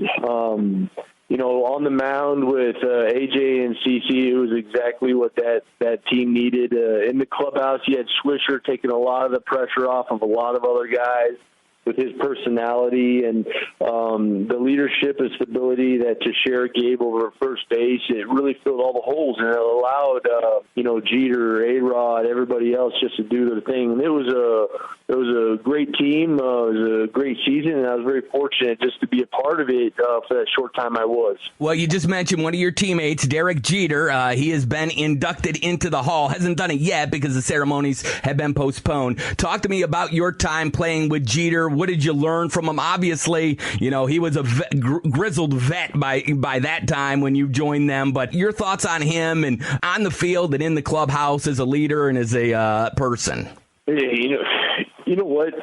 So coming up through the minor leagues, spent 6 years in the minor leagues with the Yankees. Every single day you had somebody saying, Jeter this, Jeter that. Be like Jeter. Hey, don't worry, Jeter did this, but he worked hard. Jeter. And you get to the big leagues, it's like, oh, my God, I've heard enough of Jeter. And you have this little hope like, well, I hope he's not as good as how everybody says he is. Like, oh, my God. But when you get there, I mean, the guy is better than everyone says he is. He's probably the coolest dude on the planet, and as good as a teammate there is, as good as a human being, and as good as a baseball player. He's absolutely everything that you want to be, and he was a leader not because he stepped up and took charge and was a leader. He was a leader because he handled himself the right way. Sure. He was the limelight of New York. Everybody wanted to, all right, how does this guy handle himself? You watched him. You wanted to be like him. He went out in the field. He never played for himself. He played for the team, and he wanted to win, and he cared for every single teammate. When he got to the field, he was straight business from the moment he stepped in that locker room to the moment he left. Every single thing that he did was pro, and it was awesome getting a chance to see it. It was awesome getting a chance to get to know him, be around him, study him, learn from him, talk with him, have a relationship with him. And it's something that I pass down what I learned from him to every single player that I come across still to this day. In doing my research for this interview, I noticed that the name you go by, Shelly, is actually your middle name. So I was just curious how you started going by your middle name of Shelly. All right, so my first name is David. That's my dad's name. My middle name is Shelly, and that's an old family name, and it's my grandpa had the name Shelly, and man, this dude was a legend. He was a tank commander in World War II. Got a Bronze Star and a Silver Star. If you watch that movie Fury, the character Brad Pitt played, he that was his position. That was his role in World War II. He was in the Battle of the Bulge. He drove tanks through Italy, up through Africa. He came across. He came back over to the U.S. Got his law degree at University of Arizona, was a cattle rancher. He lived a legendary life. Wow. Growing up in Arizona. Everything about him I'm extremely proud of. That's where the name comes from. His grandfather had the name. He was a sheriff with Wyatt Earp in Pima County down here in Arizona. So the name goes down through the family tree, and it's cool that I have it. Very unique. I think Mike Tyson's lawyer, Shelley Finkel, is the only one that I've ever heard of, was the guy with the name Shelley. So it's something that made me tougher, like that song, A Boy Named Sue, that the song back in the day. Yeah. I got picked on a lot when I was younger, and playing every single, even to my last day playing, there's always some wacko in the stands reminding me I got a girl's name. And, it's like I haven't heard that one before, but it was, I'm proud of it. And I passed that middle name on to one of my sons, and, hopefully it continues. During your playing career, you played for some great managers, possibly a couple Hall of Famers. What did you take away from them and implement in your managing? I've been around some absolutely great ones in my lifetime. Grew up in the clubhouse of Tony La Russa. Made the big league debut, Joe Torre, then Joe Girardi, Manny Acton, Joe Madden. The one thing I can tell you is that every one of those managers is different, and every one of them has success. So the one thing that I do know from my experience with all of them is that there is no single recipe to success as a major league manager. You have to be authentic. You have to be unique. The one thing they are is extremely prepared. They have trust in their coaches. They have great coaches around them. They're great relationship people, and they're adaptable. Tony La Russa did not manage for over 30 years because he had one way the whole time. He probably went through 3 different generations of personality, and he learned to understand those generations, how to listen with them, how to communicate with them, how to care for them. And the same goes for Joe Torre. Joe Madden is a great example of it. Joe Madden, when he came into Tampa, he was one type of manager, and he figured out what his team needed to get over the hump in 2008, and he did that for his team. And Joe Madden does an excellent job at keeping everybody relaxed, keeping everybody fresh, and he brings new ideas, and people buy into him. He does a really good job at selling these new ideas that normal managers really can't do. Joe Torre does a really good job at staying even keel, steady. He doesn't get hot. He doesn't get mad. He's like a father figure, a grandpa that really shows that he cares for you and loves you. Tony La Russa's intensity and competitiveness is contagious, and it makes everybody just absolutely dialed in.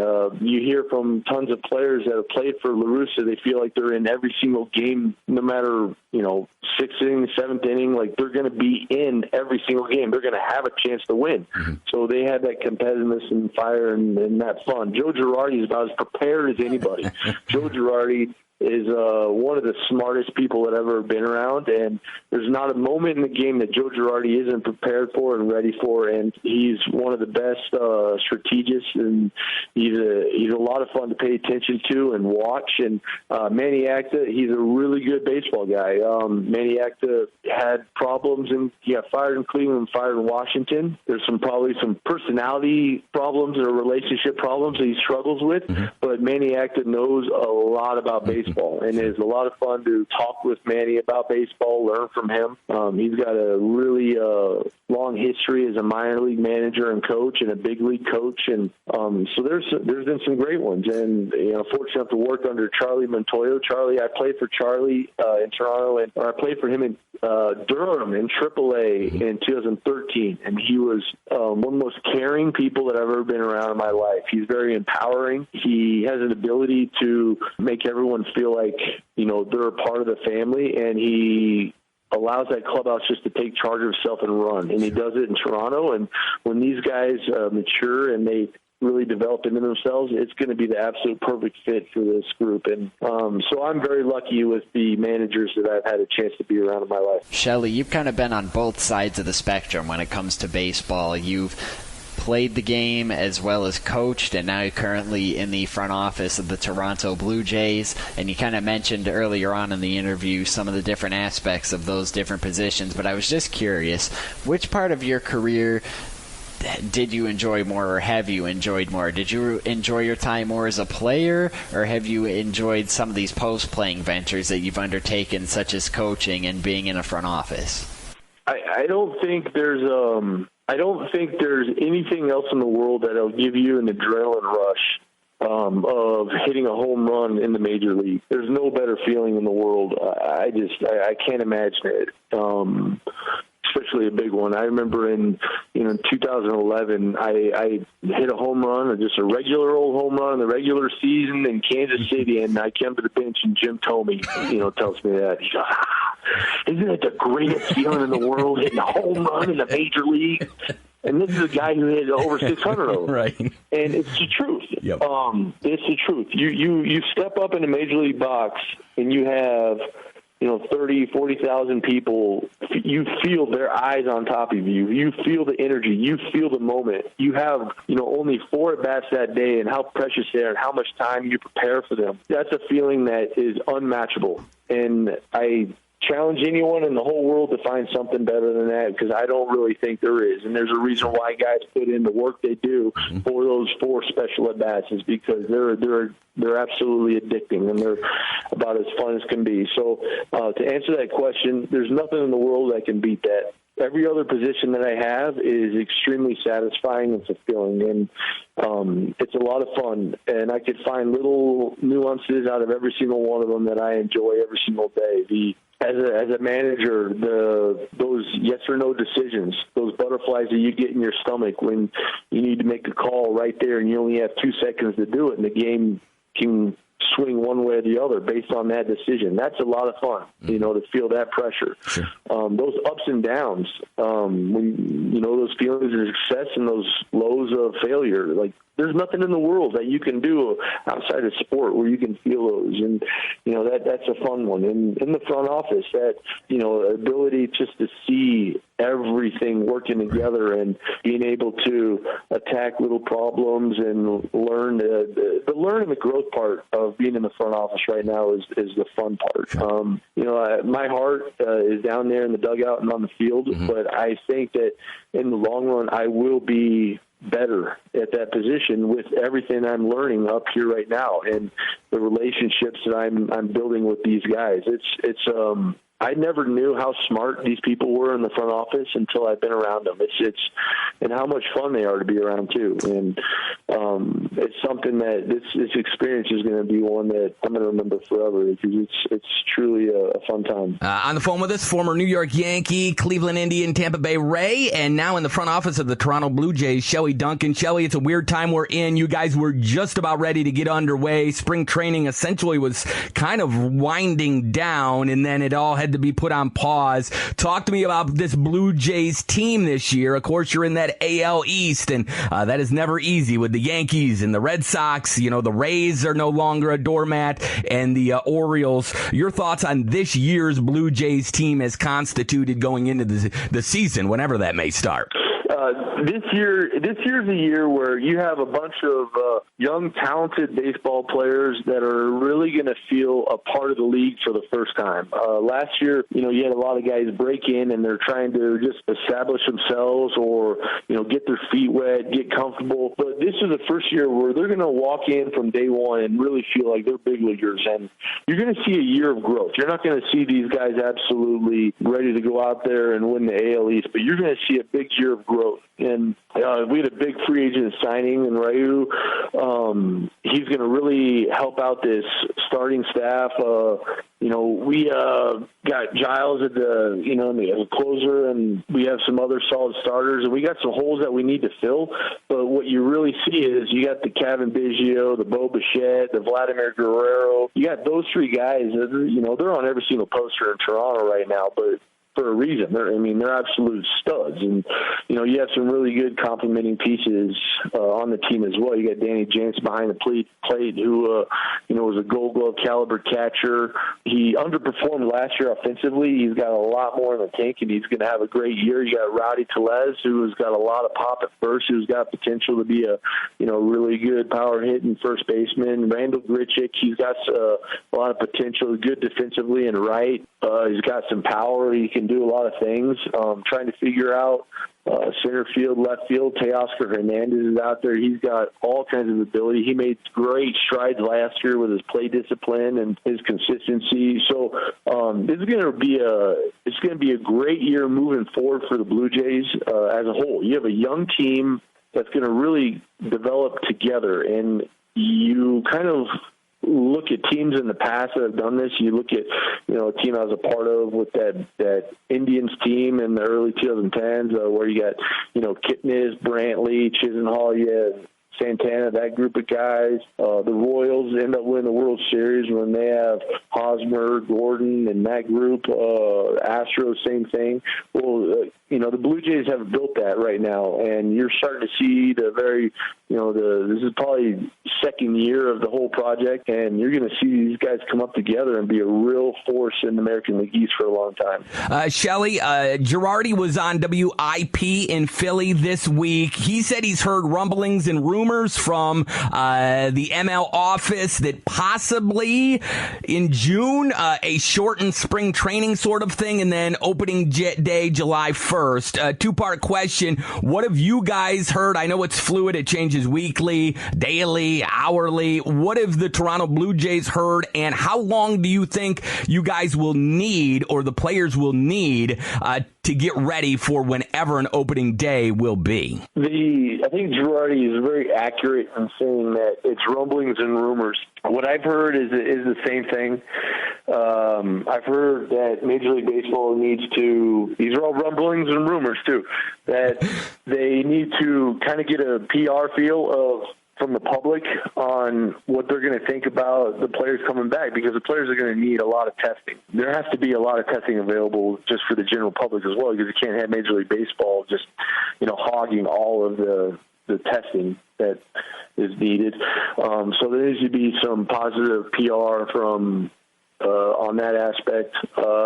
They've got every single option on the table in terms of where to play. I guarantee you that they got a plan for Arizona. They got a plan for Texas, Florida, California. They got a plan for having it on just one side of the coast. And then if there's a problem, they switch. I bet you they got a plan for everything.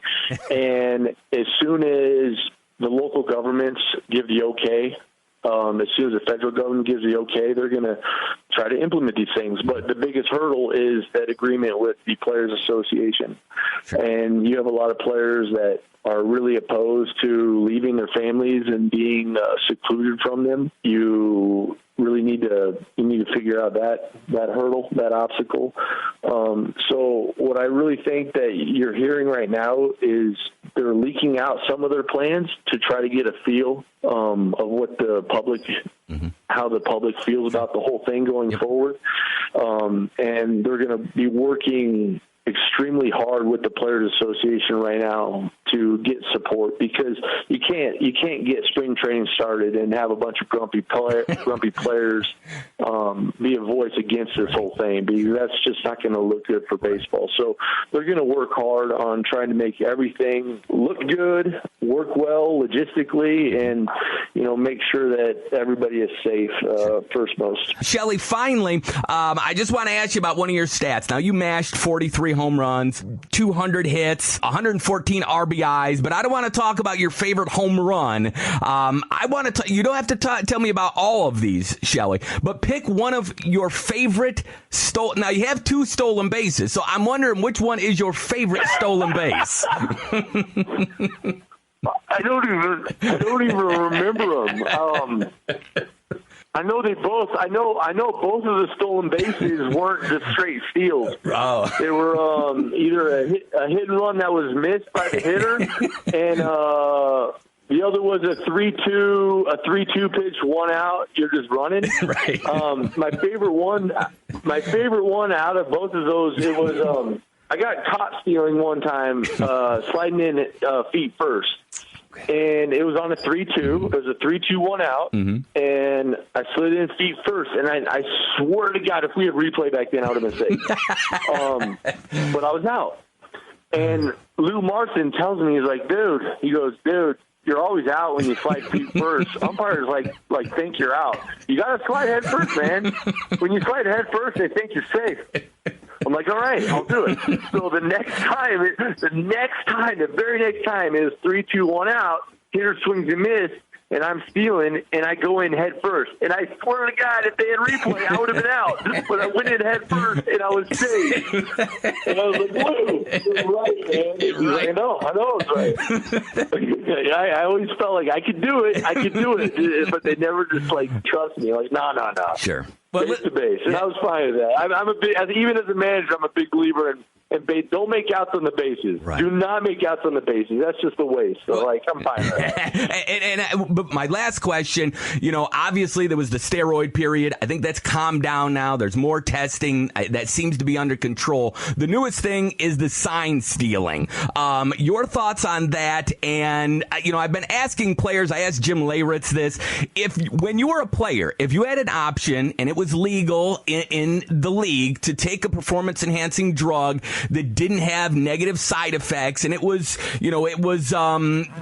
they had, they ruled on it, and you would have to take a certain amount and everything, and it would be good for every player if you could take a PED that made you stronger, faster, recover better, and it was legal with the league, or you were able to know what pitch was coming. Which one would you choose? The PED.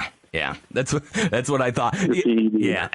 What do you think about this sign stealing? Obviously, I've heard rumors. It's been around a long time. Blackjack McDowell, who was a pitcher for the White Sox and the Yankees, he went on a radio show down in North Carolina. He said this is nothing new. It's just maybe a little more sophisticated. It's one of those things that it's kind of known in the game, but it's not really talked about very much. But you also can't let it get out of control. So that's hard for baseball to try to keep control of. You know what? It's Did you see that Cal Ripken interview when he said how he dealt with sign stealing when he played? No, I didn't. Okay, Cal. This is where Cal Ripken said it perfect. Well, Cal Ripken played shortstop, and he would see there'd be guys on second base that are relaying signs to the hitter. And he would just go casually tell the pitcher, hey, get a sign for a curveball, then throw a fastball up at the guy's head. Mm-hmm.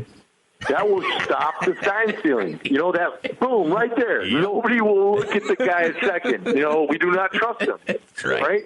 Sign stealing's been going on forever. Absolutely forever. Major League Baseball has taken such control over how players handle things on the field that you really can't do things anymore. You have to, if there's going to be sign stealing, Major League Baseball has to do the punishments. Right. Players would handle the punishments by themselves. Back then.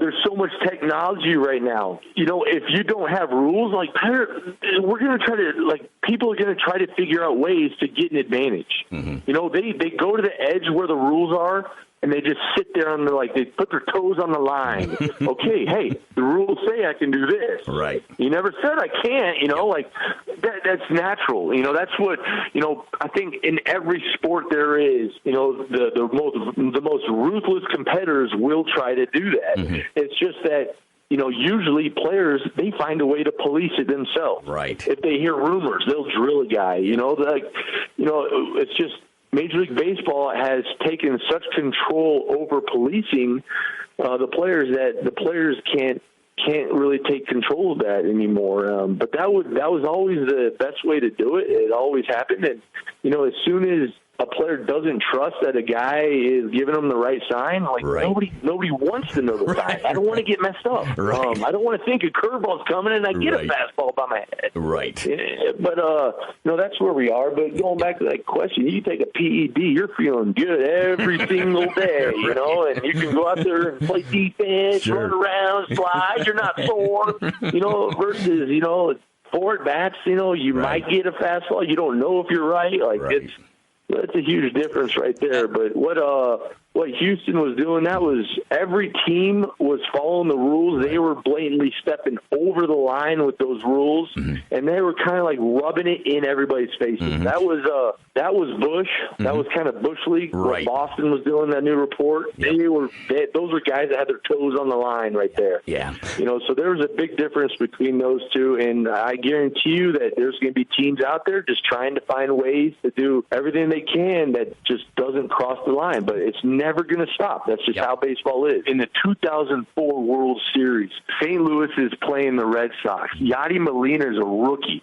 This is the legend of Yadi Molina, all right? So you got Manny Ramirez up, David Ortiz on deck. Anytime the catcher would set up inside, David Ortiz would say something in Spanish out loud for his ear. So Manny would know a fastball's coming. You don't call off speed pitch inside that thing. Like, hey, fastball's coming. Hey, say something. Well, Yachty heard that, and he called him out right there. And in the World Series, you see Yachty Molina, rookie, get in the face of Manny Ramirez, the old veteran player, and David Ortiz, saying, you ain't going to do that stuff here.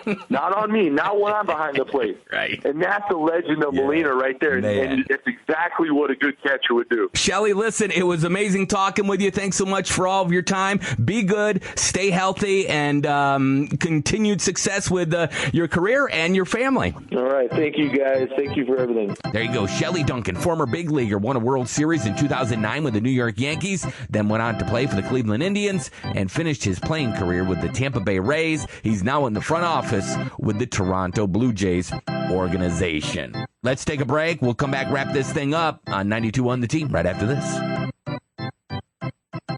Following conversation is real. It took place in a Ford automobile equipped with MomStar. That's so cool. Your parents let you have the car. Yeah. Let's find out how fast it'll go. Awesome. Hold it right there, little mister. You will obey the speed limit or you will come right home. You understand me? Mom! This potentially tragic situation was averted because this car was equipped with MomStar, the state-of-the-art parental monitoring system. That stereo is too loud. Turn it down. Is your seatbelt on? I didn't hear a click. Yes, Mom. If you have a teenager, you have to get MomStar. My sensors indicate you've been in an accident. Are you wearing clean underwear? Mom! MomStar. Always there, always ready. Mullen Factory Direct Floor Covering has been serving this area for many years. During life's ups and downs, we've never quite experienced anything like this. There's no official day or time set for us all to go back to business as usual, but Mullins wants you to know they're there for you and your flooring projects. And it's also a good time to say thanks to all the loyal customers and remind you to support all area local small businesses to help them stay afloat during this unprecedented time. Be safe and stay healthy from your friends at Mullen Factory Direct Floor Covering in Almond. Now, a gentle reminder that Mother's Day is... Sunday! Sunday is Mother's Day! Your mom, she brought you into the world. She endured the nitro-charged agony of childbirth. The least you can do is call her on Sunday! She was there for you when you scraped your knee on the sidewalk outside the Civic Arena. And when your high school sweetheart crushed your heart like a Top Fuel monster truck. So be there for her on Sunday! Buy her a Mother's Day card, a Mother's Day bouquet, a Mother's Day fruit basket, a Mother's Day teddy bear, and Sunday, be there for your mom. Welcome back to the Joel Oriend Show. Mother's Day is Sunday. You don't want to forget Mom. Gearing up for Mother's Day, you got to get presents. You don't remember this shirt? You made it for me for Mother's Day. Does your mom give you advice? I wanted to lie, but my mother always told me if I did, she'd slap me into another nationality. My mother is downstairs. Mother is the name for God on the lips and hearts of all children. Do listen to your mom. She tells you, I don't need a gift this year. Don't fall for it. Mother's Day. God bless Mom. And I look for a nice time with Mom. And so I'll be with Mom Sunday. And she is really going to be surprised when I tell her I'm out of work and moving back in. On 92.1 The Team.